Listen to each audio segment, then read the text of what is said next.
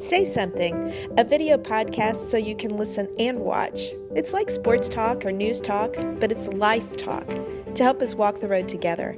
I'm Kay, and thanks for joining me and a few of my friends as we contemplate societal issues and ideas, searching for truth so that together we can say something encouraging to folks walking alongside. On today's show, Neilson, author, artist, and philanthropist, chats with us about purpose, gifting, giving back, as it all relates to each person's unique giftedness. We are all so busy, and I just did not want to glorify that word, so I came up with this little acronym it's Be Uniquely Serving Yaweh, by using what is specifically yours. So we've all been given a gift. And if we can just use it for the glory of His kingdom, we're all busy. Thanks for joining the conversation. Here we go. This is our friend Neilson, and she's calling in from Charlotte, North Carolina. As an artist, author, philanthropist, wife, and mother, Neilson paints and creates her home products with both passion and purpose, giving back to others by contributing to local, national, and international charitable organizations with proceeds from her art shows, books, and products. In addition to Neilson Home, she also owns Neilson Fine Art, an art gallery located in Charlotte, North Carolina. Representing more than 50 talented artists from across the world, the gallery is dedicated to being a lighthouse in Charlotte and beyond, illuminating the work of emerging and established artists. Find Anne at AnneNeilsonHome.com or at AnneNeilsonHome on Instagram. I bumped into your book. It had to have been on Instagram through some mutual friends that shared it. And here it is from today's show, Hoda and Jenna's Can't Live Without It. We are back, guys. It's Wednesday, and it's time to do our Can't Live Without It. And I need to brag on Anne Neilson. Okay, this is a book, and it's called Angels, Devotions and Art to Encourage, Refresh, and Inspire. And it so touched me, just what you're doing with your stunning gift of your artwork. Art, yes, that is just, truly a gifting and a calling. And then to add that to words in the form of a devotional. Tell us what inspired you to do this. Oh gosh, so y'all, this has been a long journey. I knew as a young little girl in third grade, I wrote a paper, what do you want to do when you grow up? And I knew I wanted to be an artist. And wow. But fast forward, 10th grade, made a D- in art. What? It's a long story. About 8 to 9 years to graduate from college. Got an elementary education degree and taught for 1 year, third grade. And I really poured in, whether I was teaching science or math or social studies, I always paired it with an art lesson. And so I just, that creativity was always embedded in my spirit. I also knew I wanted to be a wife. I wanted to be married. I wanted to have a big family. And anyway, during teaching, I did start my pottery business, which was kind of fun. But I got married, had 4 kids, and put that dream on hold. I raised my children. And 17 years ago, we built our house here in Charlotte, North Carolina, which I do love. It's a wonderful city, but we also love Dallas because I feel like that's my second home since all my girls went to school there. But anyway, had a little studio, and I started painting still lifes, figures, landscapes, and I wanted something to paint that was unique to me and reflected my faith. And not that I'm an angel, but I painted this one angel. I experimented with lots of color and texture, and out popped this angel. And I sent a picture to my sister. It was 17 years ago. And she replied, "Oh my gosh, I think you found your voice." Wow. Over all these years, there were so many divine appointments, and it was crazy. It was crazy. These paintings that were itty bitty tiny in the beginning grew to big and large, and they went into galleries, and their values started growing. And I thought, this was 8 years ago, I wrote a coffee table book, a self-published because everybody wanted an angel, and they were like, they've all, I wish I would have bought an angel way back when. And I thought, well, here's a coffee table book. You can cut out a page, you can frame the angels, and then you've got all the stories that go along with the journey. And so getting to the devotional, usually a coffee table book you purchase, you put on your coffee table. And, I never read my coffee table books. I mean, they're just ornaments on my coffee table. But I had a girl, and she had bought Angels in Our Midst, was with the first book. And she emailed me about 6 months later and said, I've had this coffee table book on my, table for months. I just picked it up today, and I've read it cover to cover, and it's my new devotional. And I thought, wow. That's awkward and big and heavy. I need to get working on a devotional. So we're so excited to have a smaller book that does have the angels, and it's really turned into a ministry. And so we're excited about the new devotional. It's a sweet little book that has 40 new angels, 40 words, because I feel like our words are so powerful to these. I mean, well, always. Especially now, though. I agree. Up or they can build down, but especially where we are today, our words are powerful. With that in mind, what was the progress for you like? Because you didn't just start writing the devotional and all of a sudden, voila, you've got a book. How long has it been since you wrote or scratched down on a piece of paper somewhere what became the first devotional in your book? Oh, I tell people this. I feel like my life is a devotional. I mean, I'm a big journaler. So, I mean, I knew even in the beginning, like 17 years ago, I wanted to write. And I love a good devotional. I love getting up. Not that I get up every morning early. I'm not a morning person. But I love to have a go-to devotional that I can just sit, absorb God's word, and have something that really ministers to my heart. And I feel like during this journey, when we built our house, there were so many things that were happening that I was like, gosh, I mean, this is what's happening in, the physical, God is showing me in the spiritual. And it's just such a powerful visual that I wanted to get into words. And so anyway, I've been, it's been birthed for a very long time. The first book that I ever wrote was self-published. I mean, and like I said, I did this because there were so many people that wanted to know about the stories, they were so moved by the angels. So I wrote this coffee table book, self-published. Being published, I sent a copy to Kathy Lee Gifford. And it's like, why did you send a copy to Kathy Lee? And I said, well, when I was doing pottery, I would always watch the Kathy Lee and Regis show. And so I knew her heart, and I knew she would be blessed, and I sent her a copy. And about, I don't know, a couple of weeks later, I get an email, oh my gosh, we've got to meet this side of heaven, how, when, where? And that was on a Thursday, and I was actually going to New York with my 3 daughters that following Friday. And I said, well, I'm coming to New York tomorrow. And she said, well, I'm going to be out of town. So fast forward a couple of months later, I'm doing an art show in Essex, Connecticut, and I was only doing that because she said, I will come. It's about an hour and a half from your place.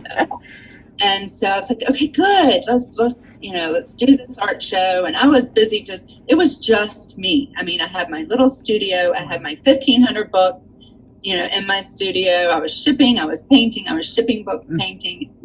But I said, I'm going to go to do this art show. So packed up, went to, to Essex.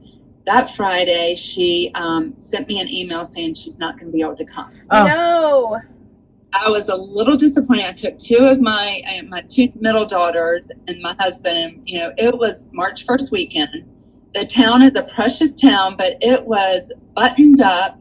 It was rainy. There was evidence of snow everywhere. We were like, what are we doing? My girls were like, why did you drag us here? and nobody's going to show up at your show. And I'm like, whoa. We are not going to complain, but we're going to pray right now, whether one person shows up or nobody shows up. Amen. We're going to be blessed and we're going to be a blessing. Mm-hmm. So we go to the art show, and about 30 minutes into it, the gallery manager came and said, Kathy Lee's up front. What?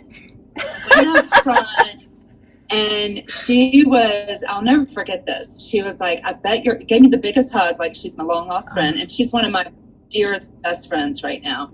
Or, she's become one of my dearest best friends.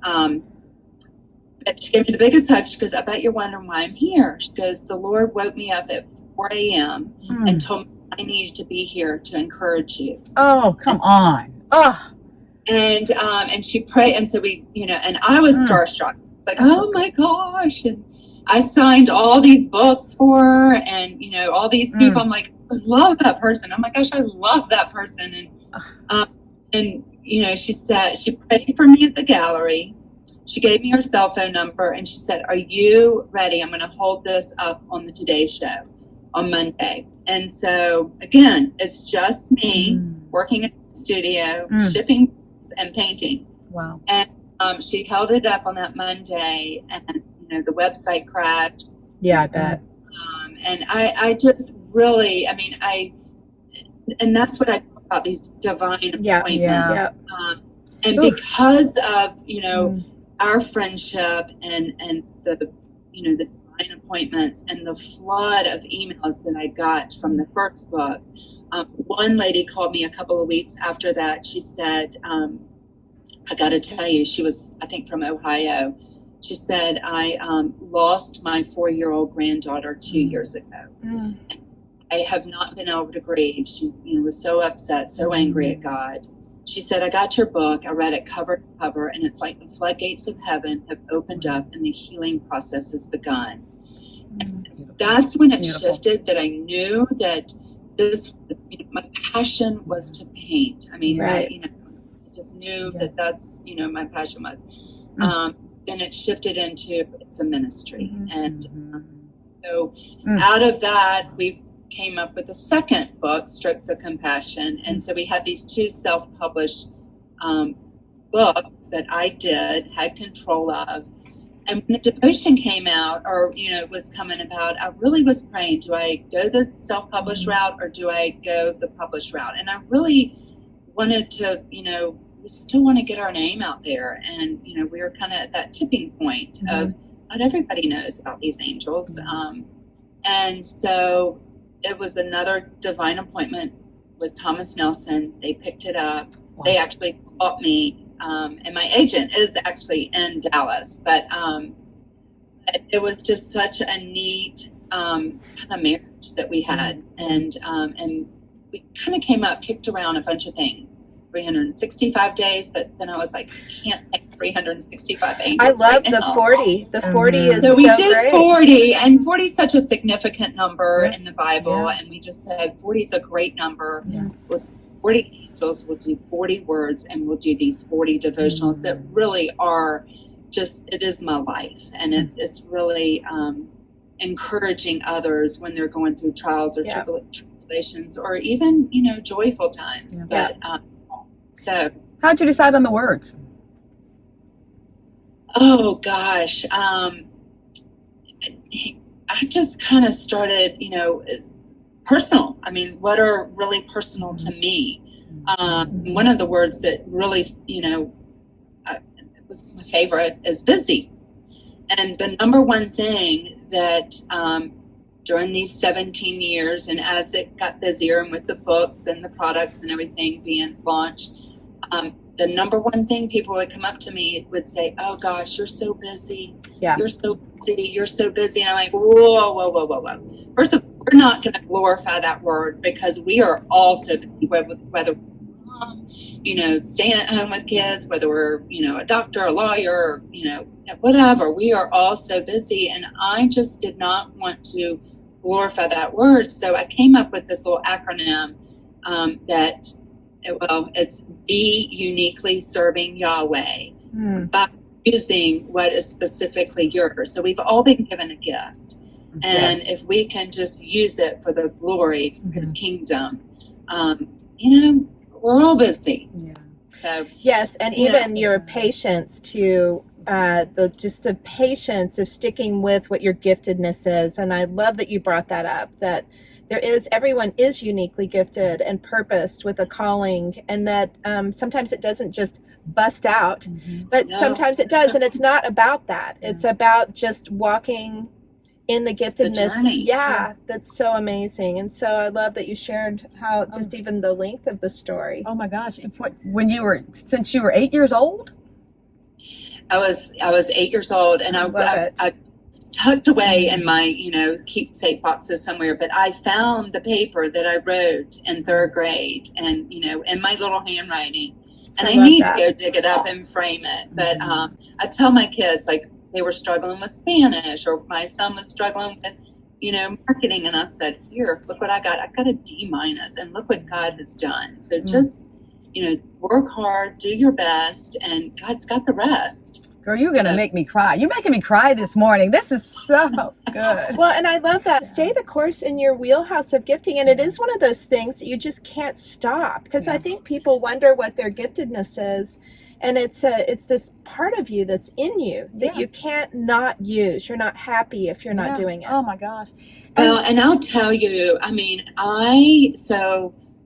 there's so many depths and layers of this, but when we built our home, and I had my studio, and when I was painting, and that was my passion, I also got out there in the community, and I wanted to serve. And, I was at this local homeless organization, and have y'all read the book Same Kind of Different? Yes. And I was at this homeless shelter serving one day.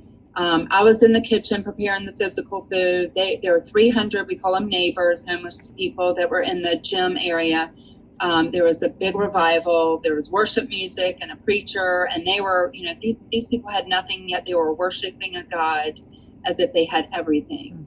And that day was so powerful to me, as I saw Jesus walking around, and I got in my car, and I'm sobbing. I had a brand new Suburban. I was going home to my brand new home, and I'm like, how can I help? And I wanted to be a good wife. I wanted to be a great mom. My passion was to paint, and I wanted to serve. And I clearly heard the Lord tell me that day, paint and give back. Now that was 17 years ago. Wow.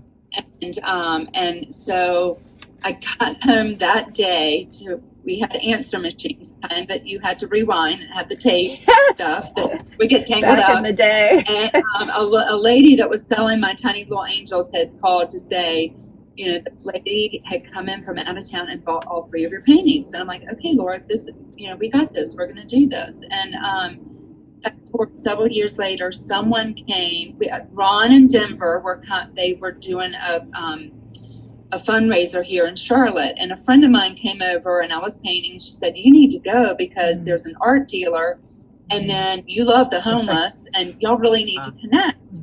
I'm like, well, I can't go, so sorry. And then a week later, the people that were hosting Ron in Denver, the Belks, John and Kim Belk, she showed up at my back door.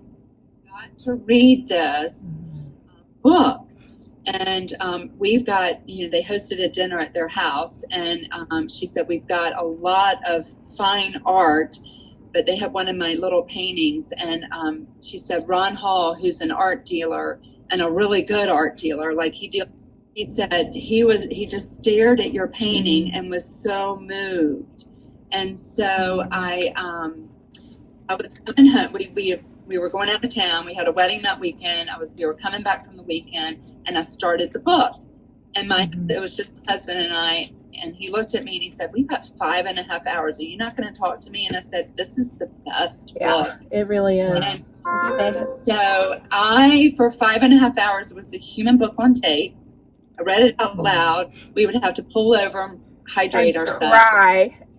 Then I got home. I painted Ron this painting called Good and Faithful Servant, sent it on to him. 2 weeks later, I get a phone call. It's caller ID, Ron Hall.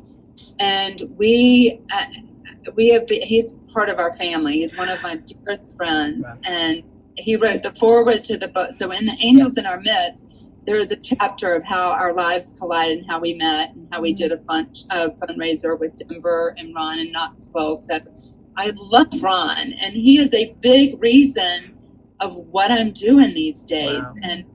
And I'm like, I just want to make a difference in this world. And I felt that calling to open a gallery where we represent about 60 artists, and we give back through art.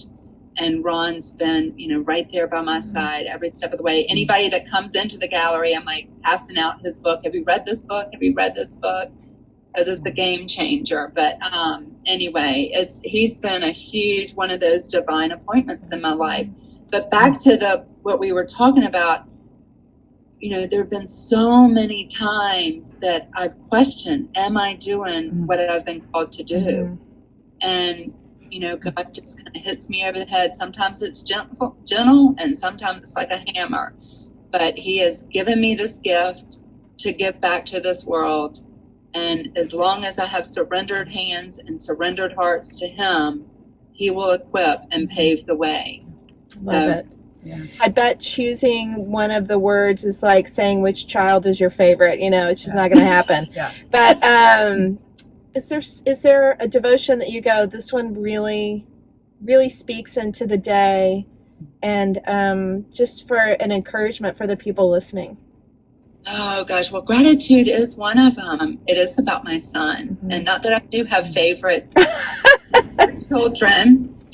And I have 3 girls, and then my son is the youngest, and he is right now, I haven't talked to him in 6 weeks. He's chosen a path to be in the Navy, and he is, he's blazing that path. He loves God, he loves the country, but I'll never forget, I made the most amazing meal. I love to cook, and I think it was just 4 to 9, my son at home that night, and he comes in and he has the worst attitude.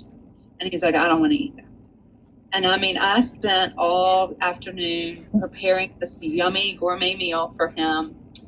And I just sat him down and I said, what if you worked so hard on paper at school? And you poured your heart and soul into this paper, and you turned it into the teacher, and she looked at you and said, I'm just going to give you a big old fat 0, and I'm not going to even read it. How would that make you feel? And he sat down and he, ate, he took a bite, and then he scarfed the whole plate down. And then he went up to his room, and I got this text saying, thanks, Mom. That was really good.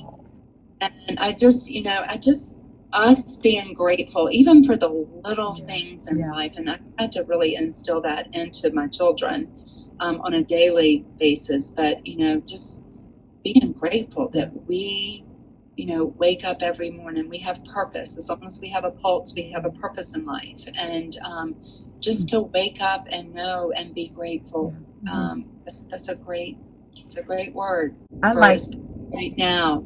There are a lot of people, and what we can do with our gifts and our talents, it might be small, but even small little tokens make a huge impact in this world today.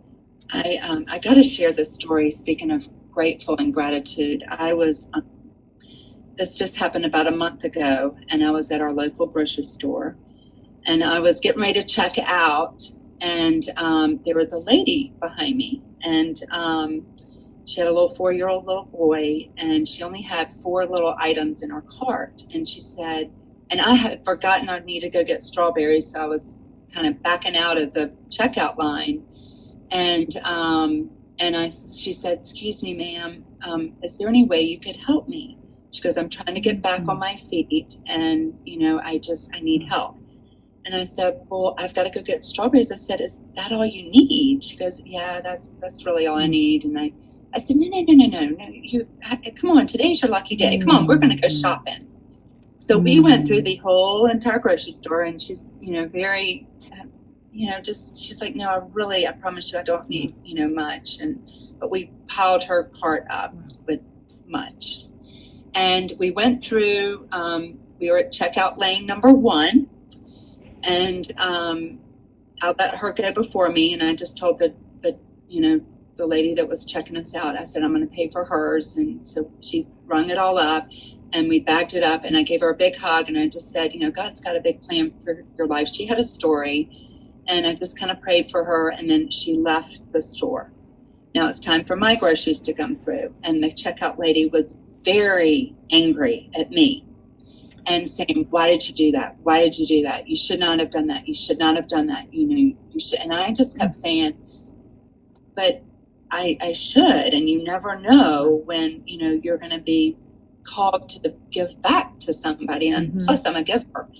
And she called the manager come over to reprimand me. And the manager looked at me and I said, look, I called him by his name on the name tag. I said, you never know when you're going to come face to face with Jesus.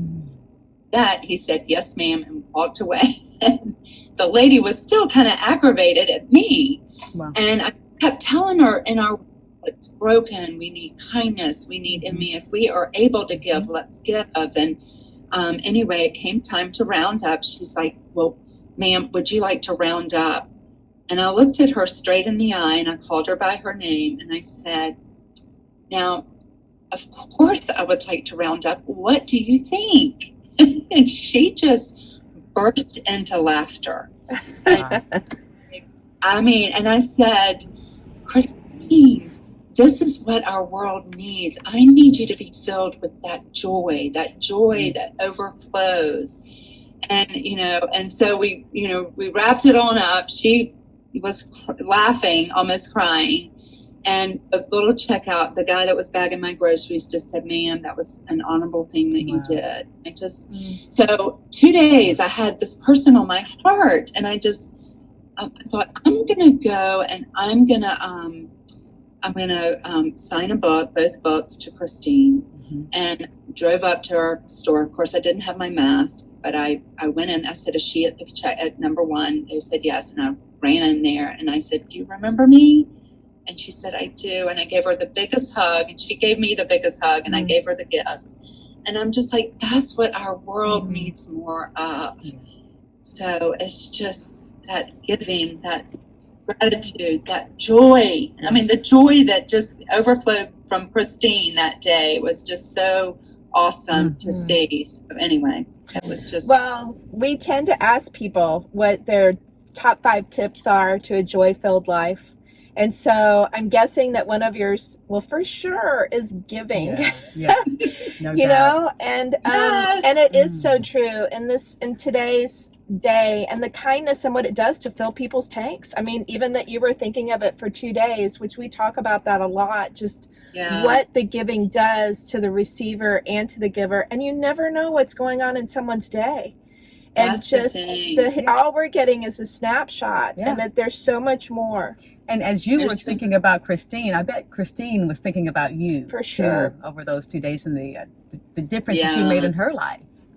Well, we just pray. I mean, the random acts of kindness that we can do as an individual, and I feel like God can do just so much when we sit with Him and we allow our hearts to be open to hearing what He's going to say to us. So I pray, I really truly pray that it will be a blessing for those who are in a season of sadness and trials and tribulations, or they're joyful, new moms, new mothers who have just given birth, and they can sit up in the middle of the night while they're feeding and read a devotion. So I pray it brings a lot of peace and joy, comfort and inspiration to so many people in this world. So we're excited. And the reason why I love to tell the story about Kathy Lee again, it was just one book. And that following year after I met her, she asked if we would do her Christmas cards. And so we did her Christmas cards, beautiful card, angel on the front, their message in the center. And she was on the Today Show with Hoda, and she had a black eye, but it was all covered up with makeup. And she was telling the story about how she got the black eye. And she said, I was on my treadmill and our gate, was broken. The UPS guy was there. So I had to put my Uggs on, and I ran down to the gate, and I slipped on a piece of ice, or, she slipped and fell and hit her head. But I got my package, and it's my Neilson, ode to the world. And we started getting phone calls. Do y'all do cards? We're like, we do now. We do now. Ready for you. So, we started with the note card line. I'm a big journaler, so we did a journal line, and then it just exploded from there. It's just been, and what I like to tell people, this is a great way to have scripture at hand 24/7. So we all have these little devices, our phones, glued to our hip. And what I like to do, a dear friend of mine told me, she plugs in, and I adopted this. So I plug in my favorite scriptures in my calendar, and I write them. I copy and paste. What a great idea! That's good. That's a great idea. And so my go-to all-time favorite scripture is Ephesians 3:20. Now it pops up on my phone at 3:20 p.m. and not 3:20 a.m.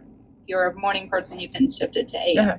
But at 3:20 p.m., that's, Ephesians 3:20, that God can do immeasurably more than we could ever ask or imagine, pops up. And it's just a time for me to pause and thank Him and pray. And I have others for my children and for relationships. And so that just on a daily reminder pops up on my phone to just pause. That is so cool. I love that. Okay, so Ann, how this little Say Something show works is when we find out we've got a wonderful guest like you, Kay will send out the all call in a group text message to say who can play today. And so, it just happened to be me today, and I have just been in tears. Oh, she's crying. Girl.